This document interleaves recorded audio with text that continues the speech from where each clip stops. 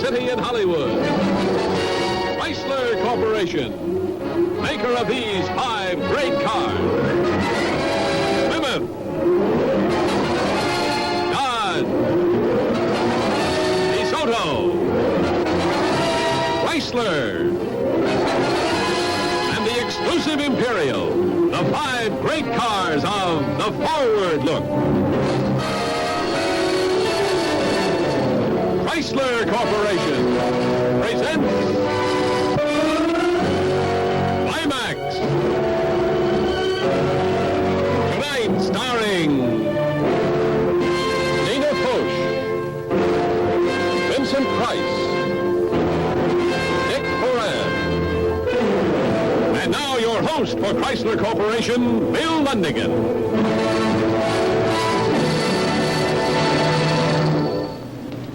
Good evening. You know, we so often read in the newspapers these days about tragic hunting accidents. Now, in the case that I'm referring to, the evidence was so clear the whole inquiry lasted only a few minutes. The verdict? Accidental death. Then, 7 years later, an unforeseen chain of events brought about our climax tonight. It's called Night of Execution, adapted by James P. Cavanaugh.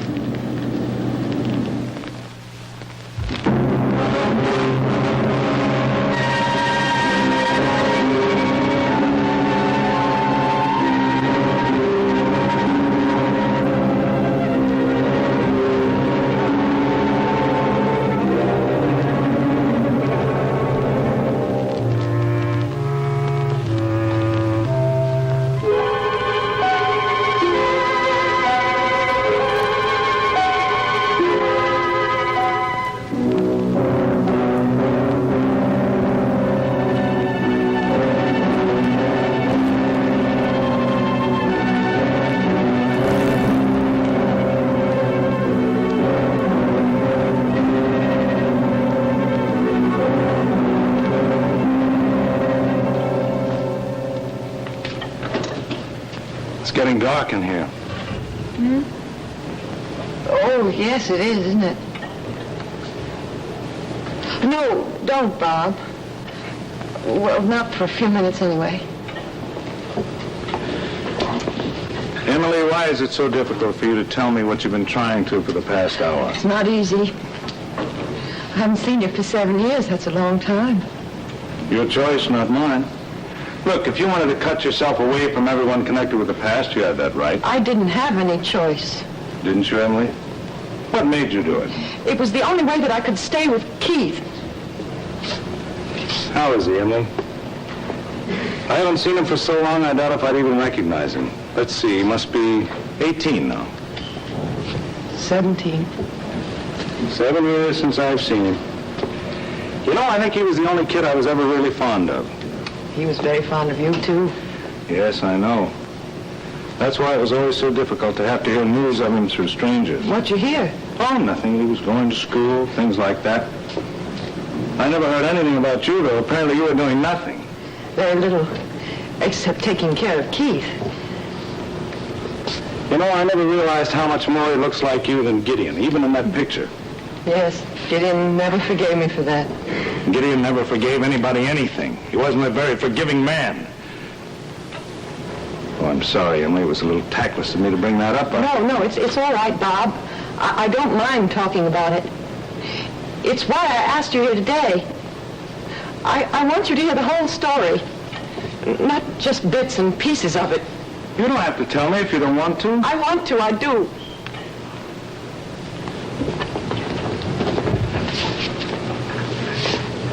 All right.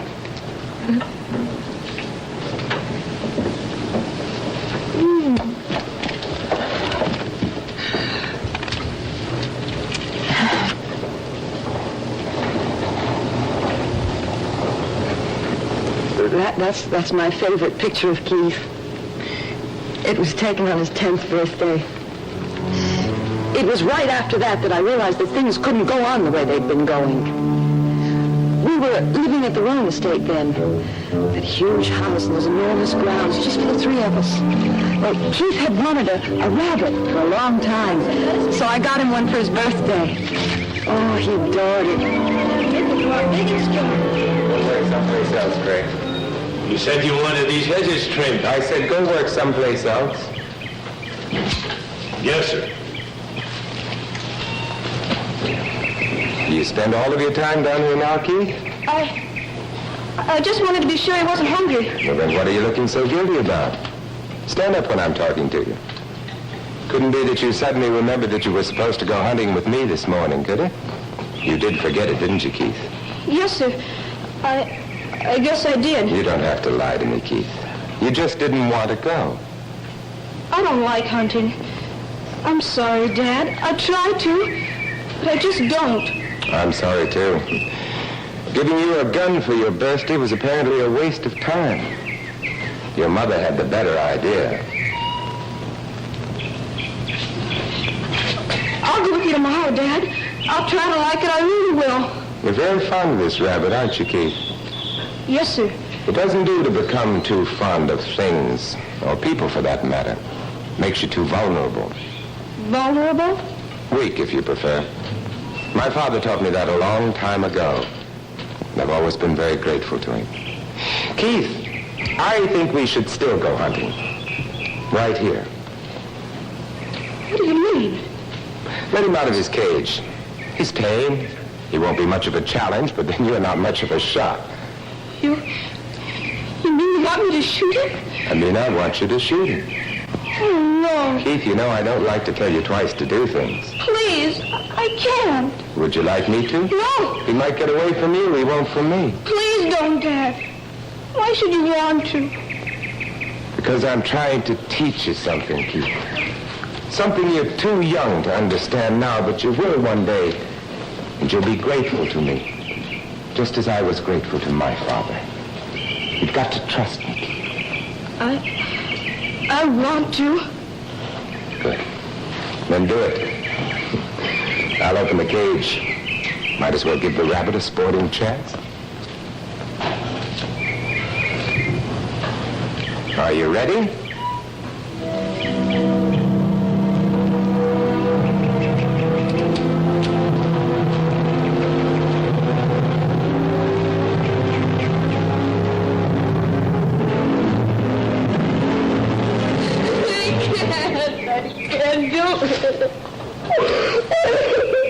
I didn't think you could.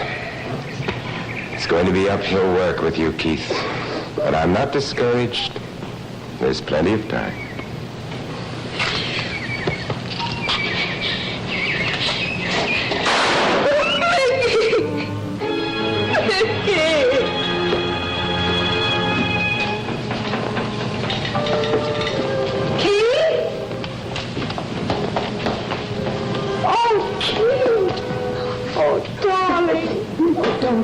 I managed to piece most of the story together. The worst part of it was he didn't even blame Gideon. He blamed himself. He felt he'd failed his father again. That was what frightened me. That was when I knew it had to stop. Gideon had turned one of the rooms downstairs into what was practically a gymnasium. He made the boy go there every day. What's the matter, Keith? Nothing, sir. Not tired, are you? No, I'm fine, Dad. Good. And hit it as though you really meant it. You've forgotten what I told you. Just pretend it's somebody you really dislike. Come on, when you hit it, hate it. Hate it. Hate it. Harder, Keith. Harder, harder. You really hate it. Hate it, hate it, hate it. Can we stop now? Oh, what's the matter now? I'm just tired, Dad. Well, that's too bad, because you're not going to stop now. Come on, come on. Hit it. Harder. I can't, Dad. Now we're going to have the tears, huh? Just like yesterday. You not only look like your mother, you act like her, too. What a pity you weren't born a girl. Come on now. Hit it. Gideon! I want to talk to you. What are you doing in here? Keith, darling, go upstairs. You stay where you are, Keith. How many times must I tell you not to interfere? Gideon, the boy's exhausted. Get out of here. Please don't talk to me like that in front of Keith, Gideon. You stayed out of here as I told you to. I wouldn't have to talk to you at all. The doctor told you he's not strong enough for that sort of thing. I'll make him strong. You can't. No boy of mine is going to be a weakling. Was what you did yesterday to make him strong? Oh, so he told you about that? Yes, he told me, and now I'm going to tell you. This has gone as far as it's going to go. Look, I don't want to have to tell you again to get out of here. Gideon, I won't stand this anymore. We're going to have this out once and for all. You heard me out. I'm all right, Mother. No kidding, look. I'll wait for you upstairs, Gideon.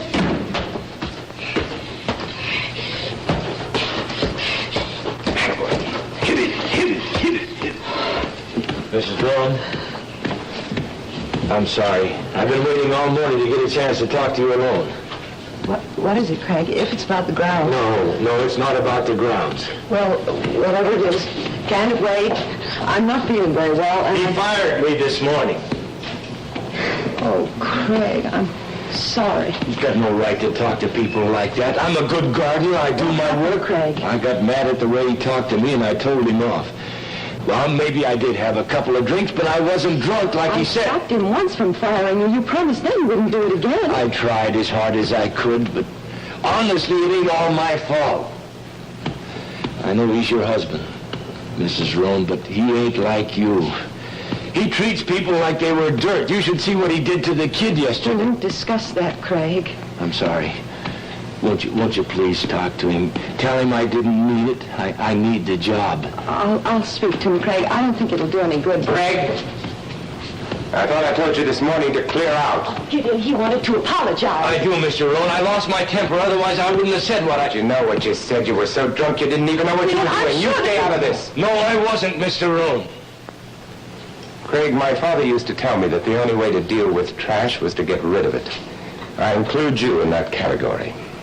Craig! Don't look! Craig! Craig! Oh, no! Craig!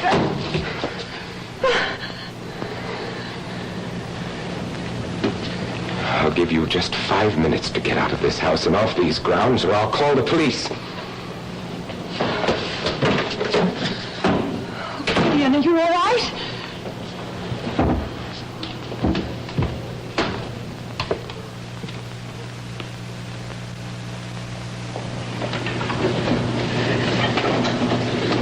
Oh, Keith.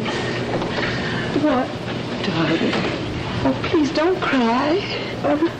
I'm not crying. Oh, sweetheart. Look, do you feel all right? Sure, I feel fine. No, but your forehead is so warm. Come here. No, I'm not sick. Well, then we'll take your temperature and make sure. Girls don't. Only girls get sick. Oh, darling, that's a silly thing to say. Oh, Keith, please. You do feel feverish. You won't tell him, will you? Please don't tell him, Mother, please. He'll be ashamed of me. Said he was already. Said he was ashamed of me. Oh, darling, he didn't mean that. Yes, he did. Oh, Keith. Now listen to me, darling. Please, don't be upset. Please don't. Your father just doesn't understand how young you are, that's all. He doesn't realize you're not able to do the things he wants you to do. I try, Mom. I try all the time. I don't want him to be ashamed of me. I want to be like him. I want that more than anything. I didn't go right up to Gideon then. I couldn't. Keith became very ill. Too ill to be left alone. As soon as I could, I went in to have it out with him, once and for all.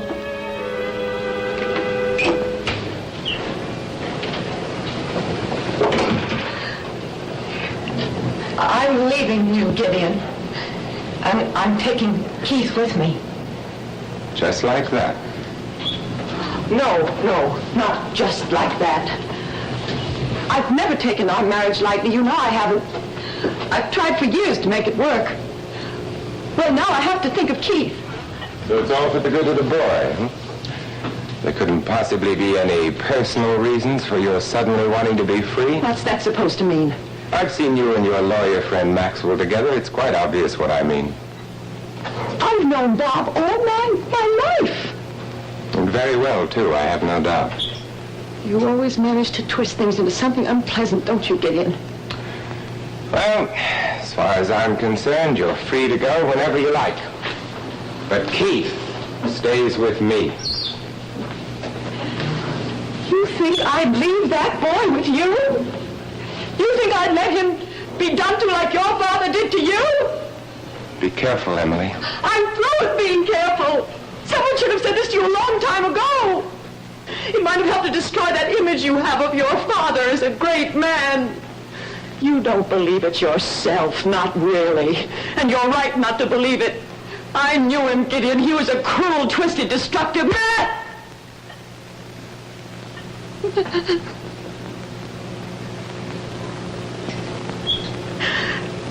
And he's turned you into the same kind of a man.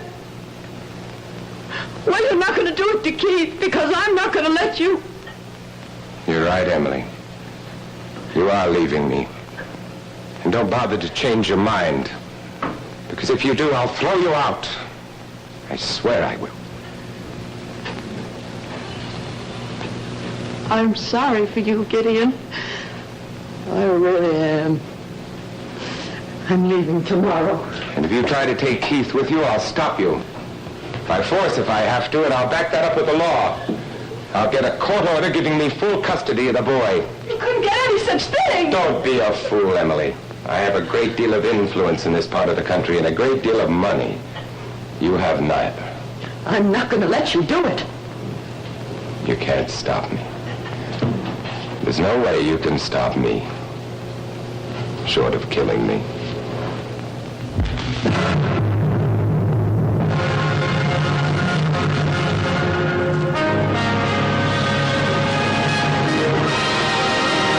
In just a moment, we'll return to the second act of Night of Execution. And now your host, Bill Lundigan. Well, as you can plainly see, we're way up in the clouds tonight. And I'm pretty excited because tonight's the night we start telling you about the great line of all new cars of the forward look for 1956. We can start telling you about a special combination of sweeping new style and truly outstanding engineering. And I have a hunch there are going to be a lot of eyes popping, particularly when everybody sees a style concept that we call light sweep. You're ready, we're ready, so let's see what's new about the forward look for 1956.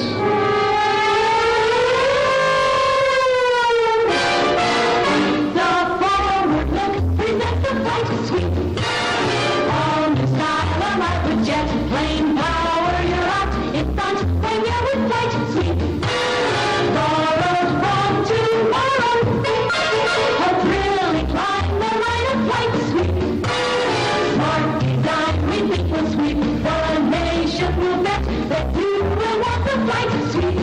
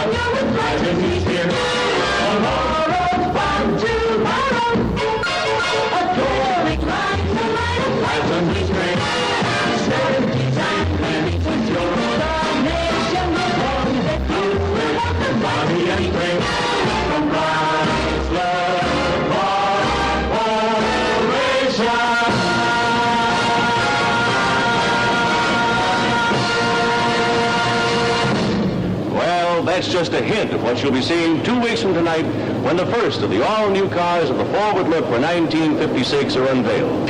Join us, won't you? And now, back to Climax.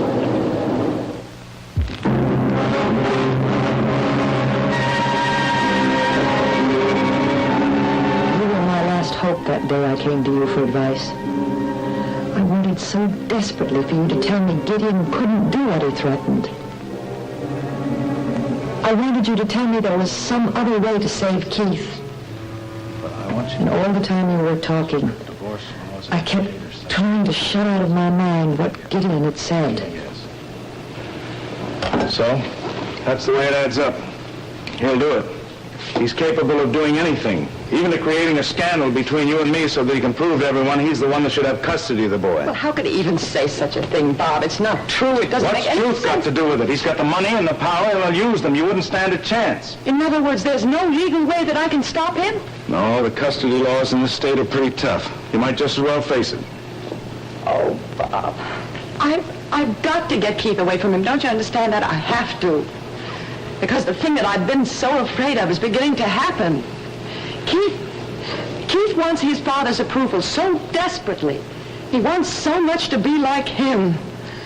Well, that's only the beginning, but it's got to stop there. Look, don't you realize what'll happen if you force the issue? Gideon will get complete custody of Keith. Oh, look, Emily, it's not easy for me to say this, feeling the way I do about you, but you can't leave Gideon. Because of Keith, you've got to stay. Don't you see? That's why I must leave him. Oh, Bob, if it were just me, it would be different. I married Gideon. I even knew a little what he was like. Tried to change him. At 19, you think you can do anything. Well, I wish there was something I could do to help, but I can't. Emily, you're the only one that can help this situation by staying. Staying isn't any solution, Bob. Besides, I don't think he'd let me even if I wanted to, not after this afternoon. No, there has to be some other way. Oh, thanks for letting me know where I stand. Look, Emily, what are you going to do? I don't know. Maybe you should try talking to him again. There must be some way of reaching him. I don't think there is. But I'll try. I will try. I don't think I really knew what I was doing that day. I can't even remember what I thought about on the way home. Or if I thought at all.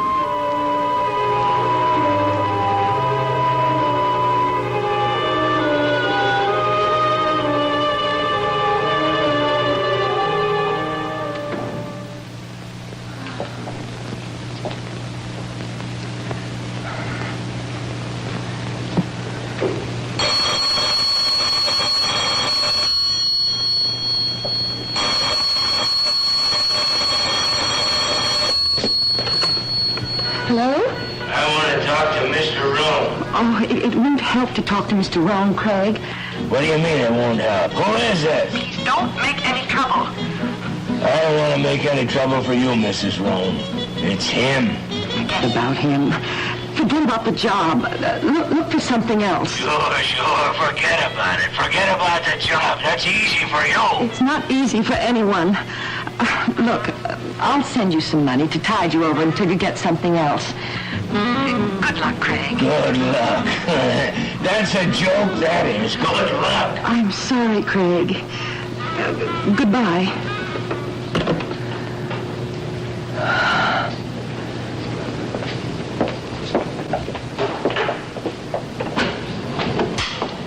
Gideon, I want to talk to you.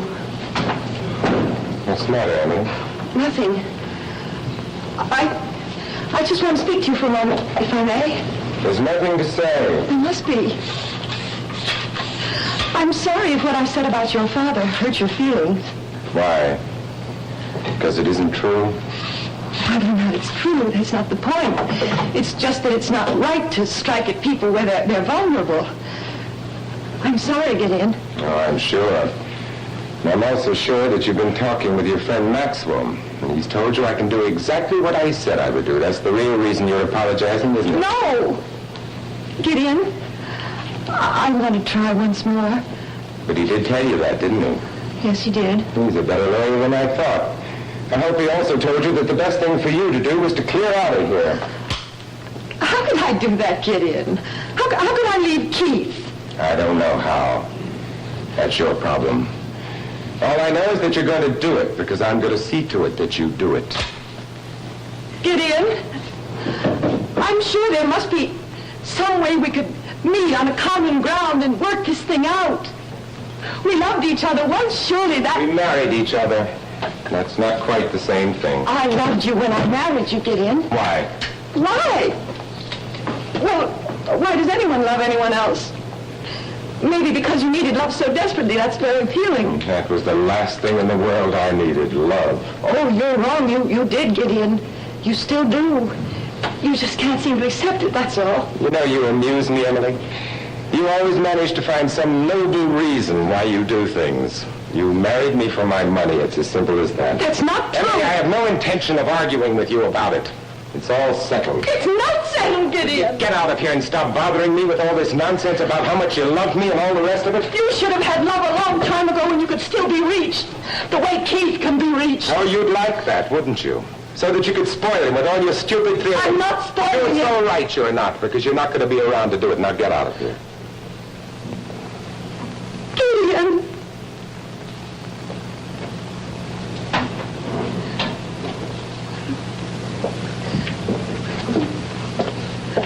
Oh, incidentally, I'll be glad to arrange with my lawyer to give you an allowance, provided you make no attempt to see the boy. And I also bought this for you. It's a plane ticket for tomorrow afternoon.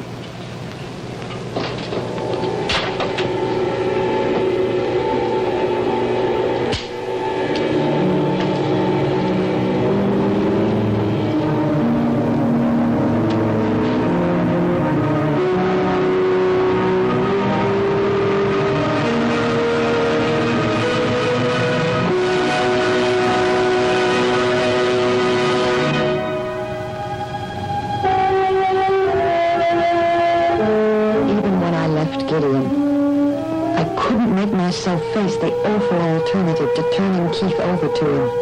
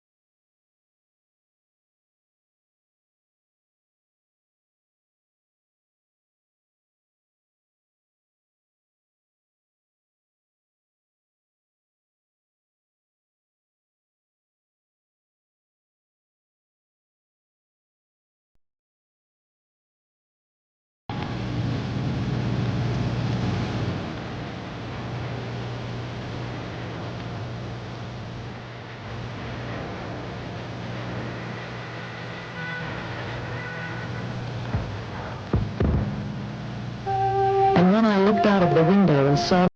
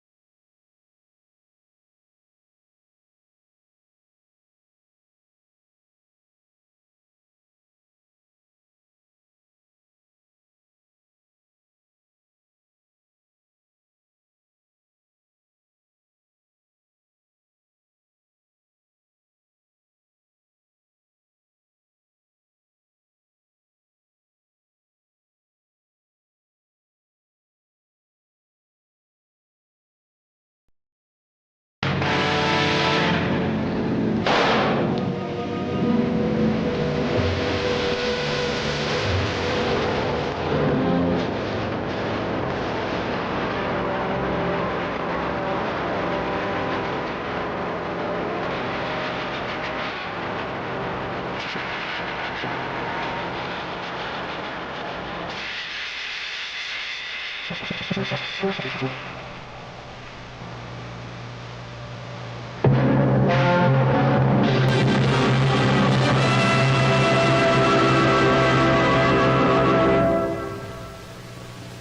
know how routine the inquiry was into his death.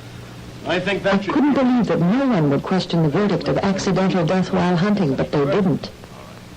The whole inquiry only lasted a few minutes. Nice working with you. Nice to be with Then I was free to go. you. Emily, I'll drive you home.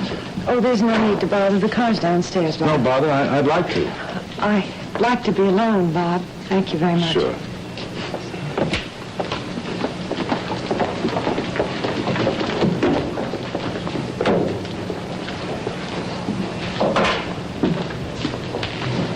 Well, I'll grab something up.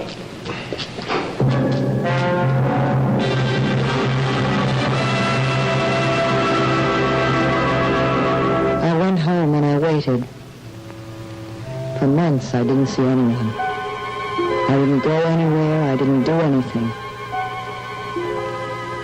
Do you remember how upset you were that day you came into the house?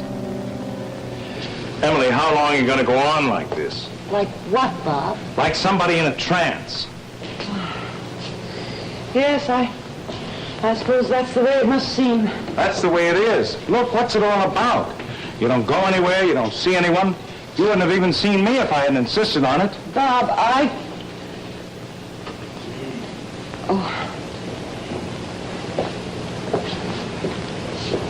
Look, Emily, I don't mean to bully you. I know that Gideon's death was a shock, but let's be honest about it. It's no great loss, not to anyone, especially you. Why are you pretending that it is? I'm not pretending that it is. Yes, you are. And you're the last one I would have expected it from, Emily. You know, that's one of the things that always irks me the most. The way people forget all about what a person was when they died. As though death were some sort of a sanctifying ceremony that wiped out everything there were in life that wasn't good and noble. It doesn't, Emily. Gideon's death doesn't change what he was. And the truth of the matter is that it solved many things. You're a whole lot better off. Am I, Bob? Sure you are. You know what would have happened if he hadn't been killed in that accident? Oh, yes, I know. Well, then snap out of it. Get out of here. Go someplace. Take a trip. Take Keith to Europe. But get out of this house. I can't. Why not? I just can't. Look, what are you waiting for? Emily, Gideon's dead. He can't do any more harm now. You're safe. Keith's safe. But you've got to stop sitting here like someone whose life is all over. I'll try, Bob. I'll try. You'll go away for a little while? I'll think about it. Oh, Bob. Don't think I don't appreciate what you're trying to do for me. I do, even if I don't seem to. Sure, Emily. I'll call you the first thing in the morning. Goodbye, Bob. Bye.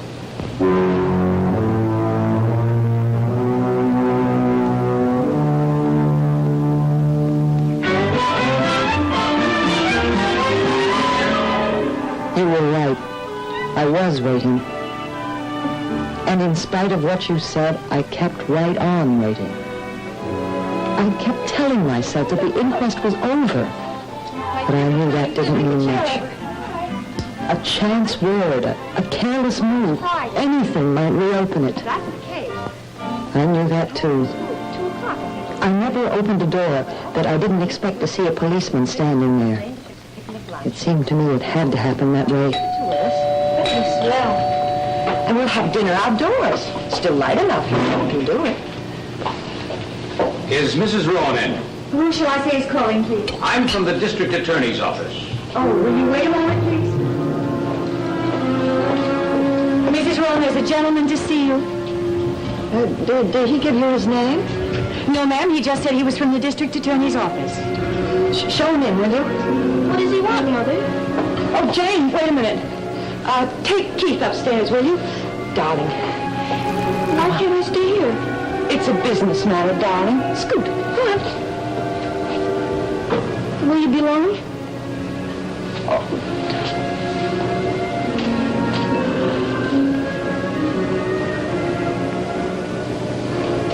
I won't be long.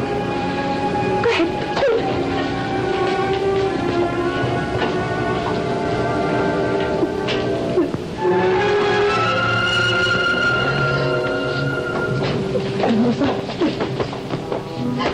drinking. Good afternoon, Mrs. Rome. Good afternoon. I'm from the district attorney's office. Yes, I know. What was it you wanted? The district attorney would like to see you. If you could come along with me now. Yes, I'll get my coat. I'll get my coat.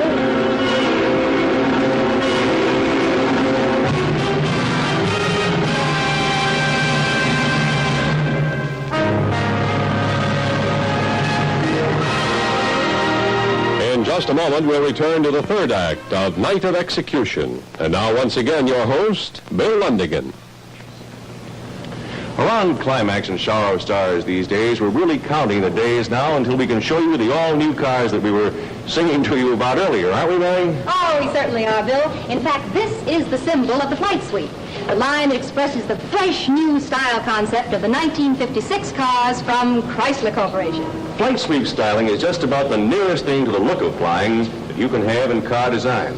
We'll show it to you October 6th on our Shower of Stars program starring Jack Benny. Right now, though, I see how we can give you a peek at least a few of the new features you'll enjoy in Chrysler Corporation cars in 56 that are sure and easier to operate. Now, here are the important new lifeguard door latches that hold fast under stress as none have ever done before. And now, Bill, let's open a special package and show one of the most startling features of the 1956 cars from Chrysler Corporation. For the first time on any car, push-button driving. On the instrument panel of every Chrysler Corporation car with power flight. Oh, push-button driving. Who'd ever think of it? Well, Chrysler Corporation, of course. And they thought of many, many more wonderful things in the 56 Chrysler Corporation cars.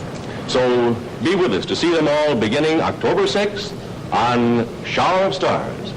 See the 56 cars from Chrysler Corporation, makers of Plymouth, Dodge, DeSoto, Chrysler, and the exclusive Imperial. The forward look with Flight Sweep styling. And now, back to Climax.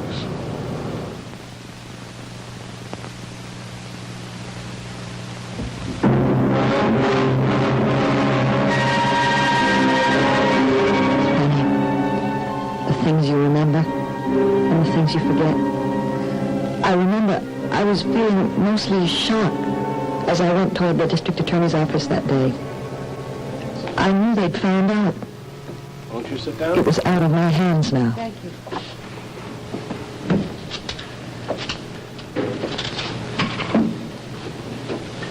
I'm sorry we had to do it this way, but I suppose you know why I've sent for you. There's no question about making these charges stand up. But a good defense lawyer might be able to avoid the death penalty. This friend of yours, Robert Maxwell, he's pretty good. Does he know? Oh, no, there was no reason to tell him about it until someone was willing to pay his fee. I think it's very decent of you to want to pay it, Mrs. Rowan, just because Craig happened to work for you once. Will it work for me? Well, he was your gardener for a number of years, but even so. His mother asked me to send for you, so I did. Mrs. Craig asked you to send for me? Yes. I don't understand.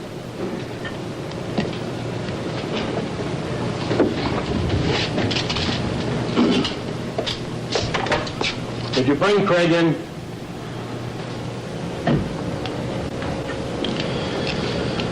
It's a pretty sordid story. He's been arrested several times for being drunk and disorderly. Apparently he's got a very violent temper, and all the drinking didn't help any. The girl he went out with said something he didn't like, and he hit her. And he kept on hitting her until she was dead. Oh, he hasn't denied it. He told us the whole story as soon as we picked him up, so it's an open and shut case. But just the same, he should have a good lawyer. A lawyer? Well, since his mother said you'd help, if you want to, you could do that for him. You could get him a good lawyer. It'd probably be better that way than if the court had to appoint one. Oh, yes, of course. I will. I will. Good. Craig. Craig, Mrs. Rowan is going to hire you a lawyer. Thank you, Mrs. Roan.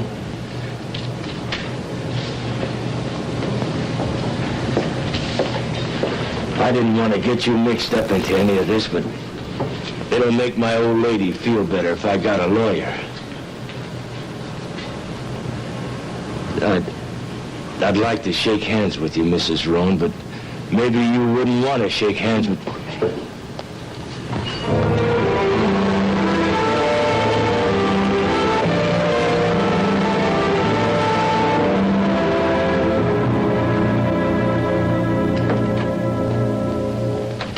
Mrs. Roan? Oh, Mrs. Craig. I've been waiting to speak to you.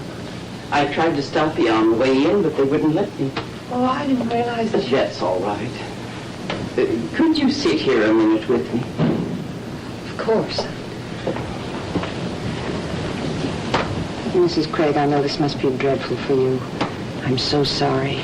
Thank you. Not just for being sorry, but for taking the trouble to come down here. That's why I waited, to thank you. Oh, you didn't have to? Maybe I didn't have the right even to ask you.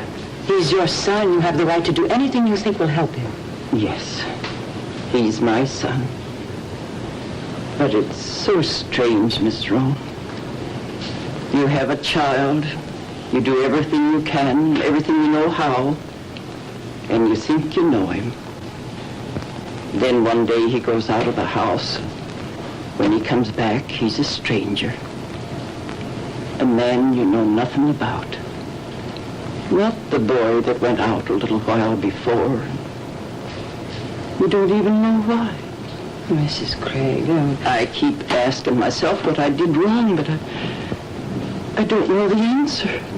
I just don't know. you did nothing wrong. Maybe not. Anyway, it's too late now. Oh, it's not too late. We'll get the best defense lawyer possible. You'll see. Oh, that's good of you. I want that. But all the lawyers in the world can't help. He took a life. Only God has a right to do that. And when you do something like that, you're punished. Even if the law don't do anything to you, you punish yourself, and that's even worse. You never find a moment's peace, ever. No. I guess you couldn't. Well, I won't keep you any longer. I just wanted you to know how grateful I am. And with a good lawyer, maybe he'll be saved. I mean, maybe they'll just put him in prison. Then at least he'll have time to make his peace with God. Goodbye, Miss Roan.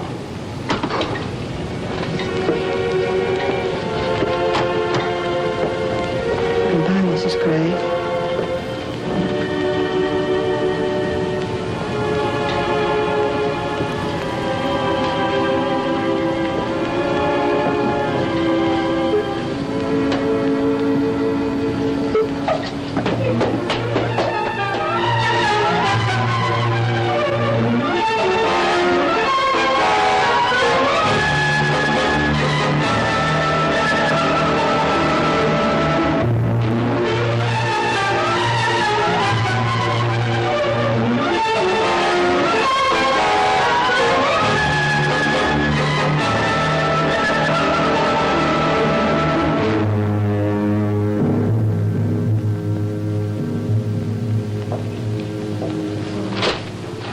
Don't look like that, Emily. You did everything you could, more than anyone had a right to expect. Does he know the appeal's been denied? Yeah, I've just been up to see him. I had to tell him. Must be terrible for him waiting. I guess that's the worst part, the waiting. Yeah, pretty rugged, all right. But after all, he did kill a girl. He never denied that. There was only something we could do to make it easier for him. Well, as a matter of fact... Is there? When I told him his appeal had been denied, he asked if he could see you. He asked to see me. Yeah. But I don't think you should, Emily. It's pretty dreadful up there. Oh, no, if it'll happen any, of course I don't know. You've had your share these past few months. First Gideon's death and now this mess. Don't you worry about me. I'll be all right. Of course I'll go. Pretty grim. I'm all right. I'll just look in on Keith for a moment.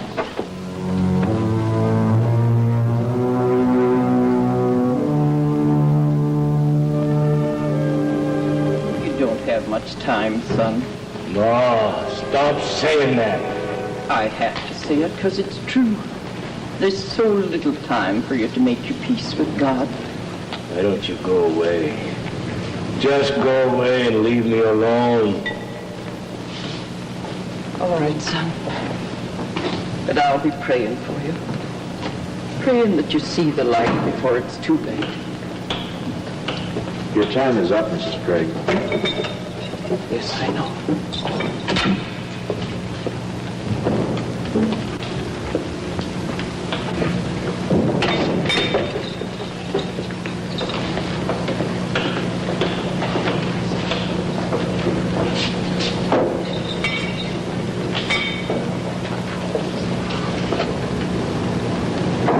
Maybe he'll listen to you, Mrs. Rowan. He won't to me.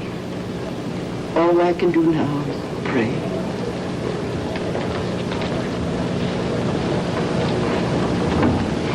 You can only have a few minutes, Mrs. Rowan. Yes, I know.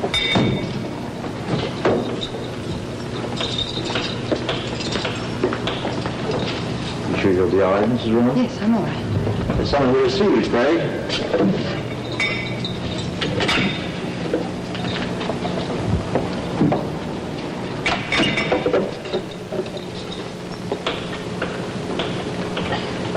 Mr. Maxwell said that you wanted to see me, Craig. Yeah. Oh, Craig, I'm so sorry.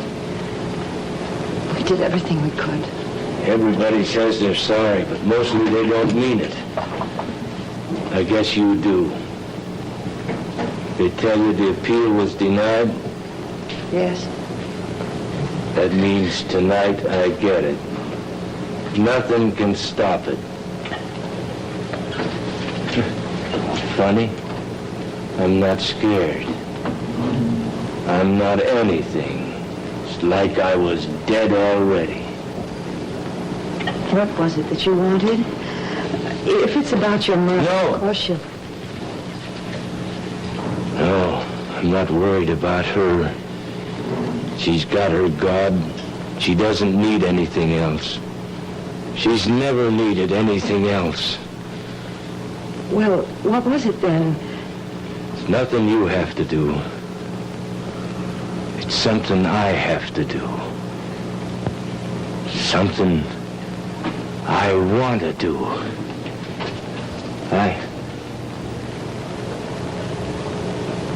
I want to tell him the truth about how your husband died. Mrs. Rowan, why shouldn't I? I'm going to die anyway for killing Sheila. What else can they do to me when I tell them that I killed Mr. Rowan, too? But you didn't. You didn't do it.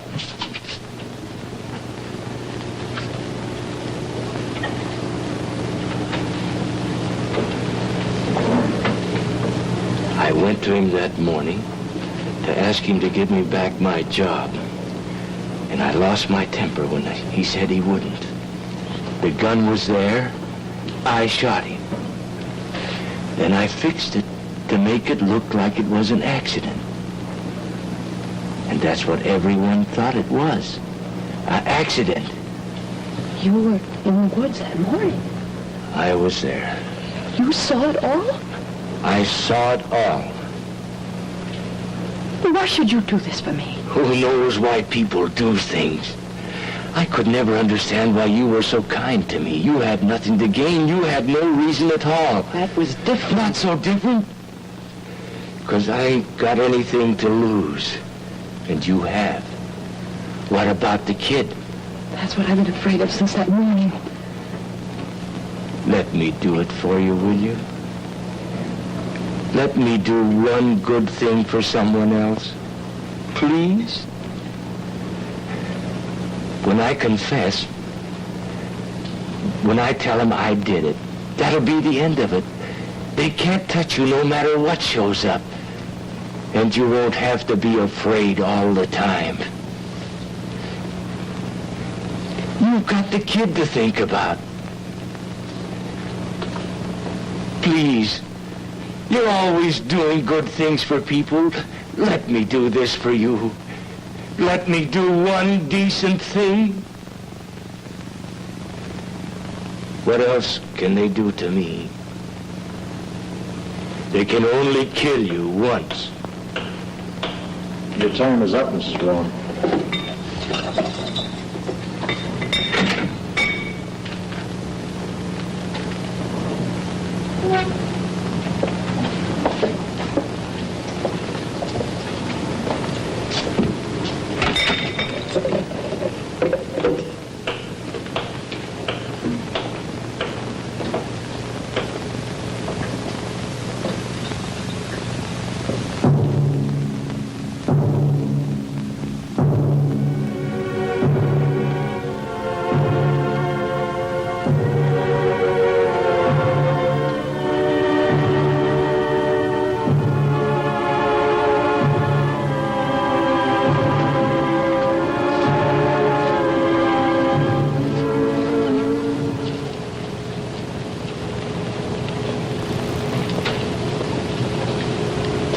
So you let him do it? I let him do it. Well, now I understand everything that I couldn't understand before. Why you shut yourself off from everybody. Why you wouldn't see anybody, not even me. Because although you were safe, you had to punish yourself. For 7 long years, you had to punish yourself. Why? I could never forgive myself. But why are you telling me this after all those years? Because I'm giving myself up. There's no reason not to now. Keith is dead. He was flying home, and the plane crashed. Oh, he got out all right. He wasn't even hurt. But there was a man in there, and he went in to save him while he was inside the plane. It exploded.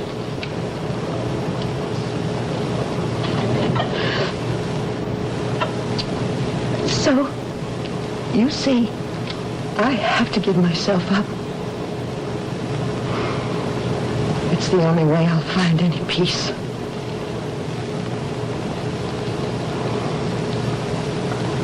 Will you do one more thing for me, Bob?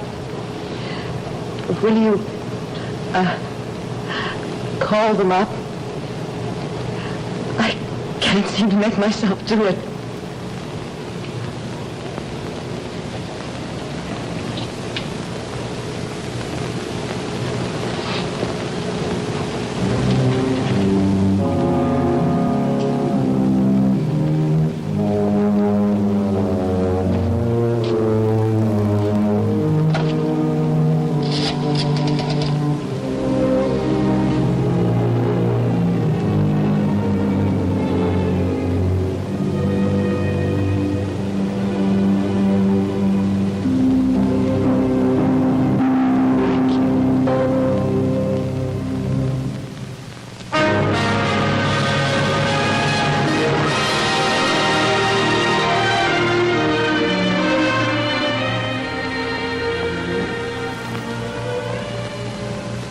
Tonight it's been our pleasure to give you a glimpse of what's coming to you in the cars of the Forward Look 56 from Chrysler Corporation.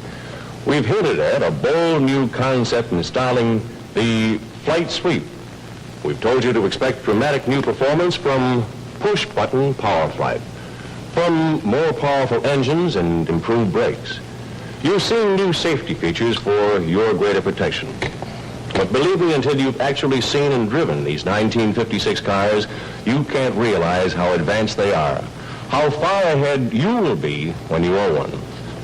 On Shining Stars just 2 weeks from tonight, on October 6th, you will get your first look on television at one of these great new Chrysler Corporation cars with dramatic Flight Sweep styling. Don't miss it. You know, At one time or another, I think you would find that every American home had in it a copy of one or more of the 50 books written by Jack London. The titles are as familiar as the names of old friends, The Sea Wolf, Paul of the Wild, and so forth. And yet, none of these tales has the stark drama of the life story of Jack London, the man. And next week on Climax, we bring you that story, Sailor on Horseback, based on the bestseller by Irving Stone. And here is Lloyd Nolan, who plays Jack London. Lloyd, awfully nice to have you with us tonight. Thank you. And I know in the days of rehearsal that you probably got quite close to the story of Jack London. Will you tell us what kind of a man he was? Well, Bill, Jack London was one of the most dynamic men that ever lived. The man was born in abject poverty. He was a thief, a hobo, a prospector, and a sailor, and yet he became the richest and most famous writer in the world. Well, now, what about those two very charming young ladies who are going to play opposite you? Well, Mercedes McCambridge is playing my sister Eliza, and Mary Sinclair will be Charmian, my wife. Well, thank you again, Lloyd, and be real happy to see you next week. Thanks, Bill. To Mercedes and Mary. Next on Climax, Sailor on Horseback, a fantastic life story of Jack London, adapted by Paul Monash. This is Bill Lundigan saying thank you, and don't miss it.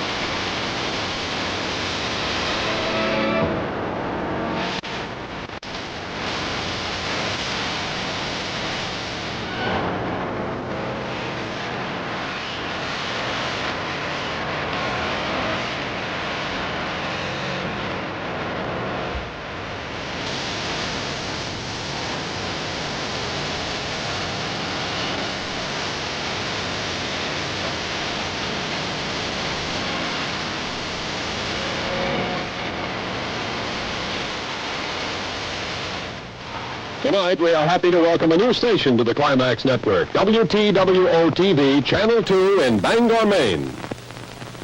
Climax has been brought to you by Chrysler Corporation. The Forward Look. Art Gilmore speaking. Portions of this program are pre-recorded. Climax has been selected for viewing by America's Armed Forces overseas and was a CBS